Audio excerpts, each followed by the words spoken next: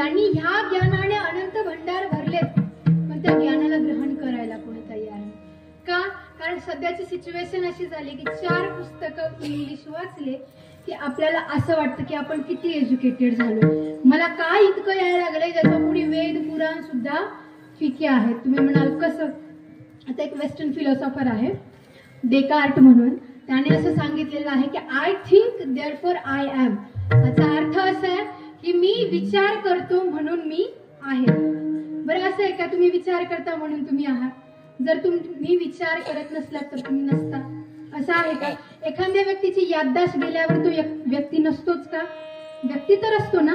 पण डेकार्टने काय म्हटलंय की I think therefore I am ही वेस्टर्न फिलॉसॉफी सांगते, आणि इंडियन फिलॉसॉफी काय सांगते तर I am and I do not know who I am therefore I think so much.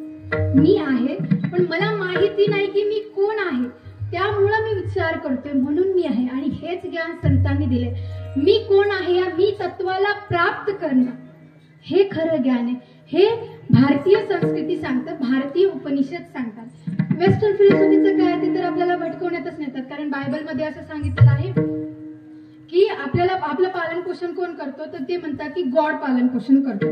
आणि आपली सनातन संस्कृती काय म्हणते की ह्या सृष्टीला घडवणारे 3 व्यक्ती आहेत, ते म्हणजे ब्रह्मा, विष्णू आणि महेश.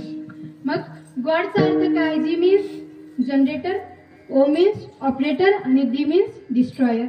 जनरेटर कोण आहेत? ब्रह्माजी. ऑपरेट करणारे कोण आहेत आपल्याला? विष्णूजी. आणि संहार करणारे कोण आहेत? शिवजी. मग गॉड आणि देवामध्ये काही फरक आहे का? पण तरीही आपण एक्सेप्ट कोणाला करतो? वेस्टर्न कल्चरला. का? कारण त्या पांढऱ्या भूतांनी आपले ग्रंथ तिकडे नेऊन काहीतरी चेंजेस करून आणले.